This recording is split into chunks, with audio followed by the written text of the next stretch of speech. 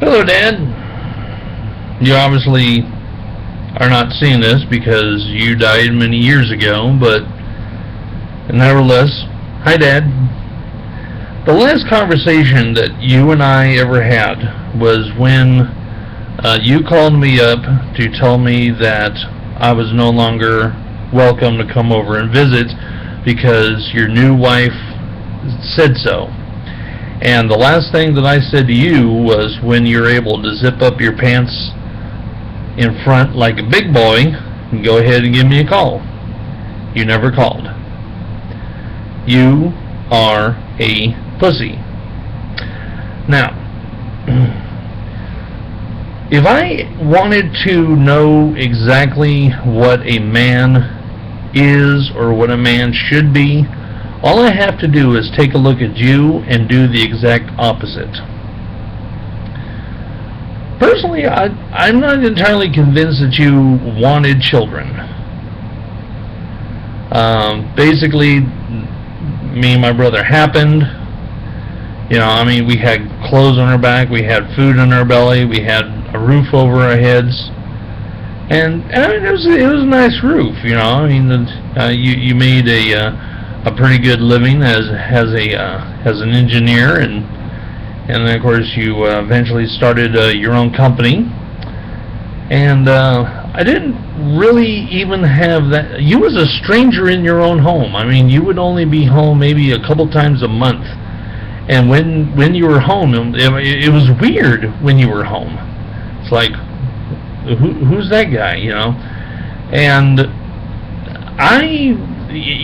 from a small child, and it's like I would just not come near you for whatever reason, and that went up into adulthood.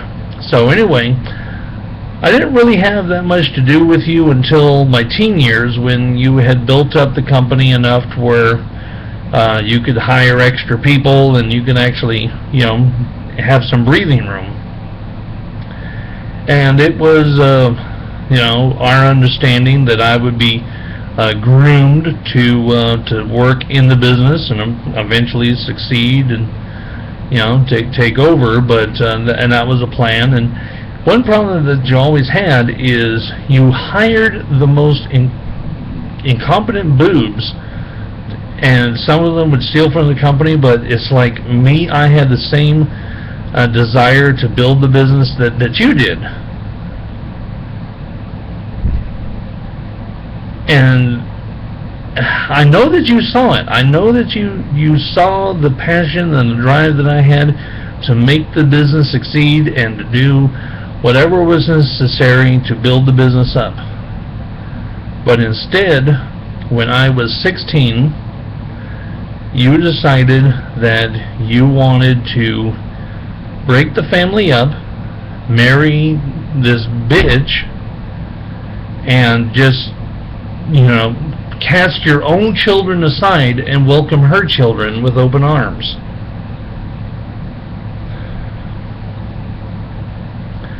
So the first thing that she did is she tried to exclude my brother, and then later on she tried to exclude me, and with me she's pretty much succeeded. She managed to convince you somehow to make that phone call. And here's was really screwed up. You and my mother were co-owners of the business, and a third party owned 20%. But nevertheless, it was my parents' company, and you convinced the courts that instead of paying child support, you would let my mother keep a car that the company had paid for. In other words, she was half owner of the company, and she was allowed to keep a car that technically she already owned. And then you quit making payments on it. So I had to take over payments, meaning I paid my own child support for a long frickin' time. Until it became too much. The payments were over $400 a month, and I was just a kid.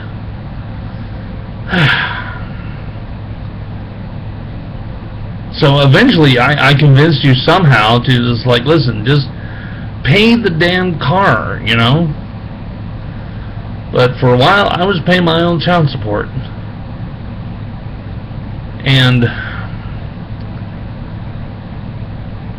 you never really had anything to do with your kids until they were old enough to work in the company. You really missed out on some quality father and son moments. And what's really, really bad is you then eventually sold the business to your new wife to where she owned the company. You built the company. You just handed it to her. And what did she do? She drove it into bankruptcy. Last I heard, he was living in some shack. And what's worse is she was bad-mouthing me at your funeral, apparently, I was told. Saying just like, I can't believe that, you know, your own son wouldn't show up at your funeral. Nobody even told it. I didn't find out about your death until years later.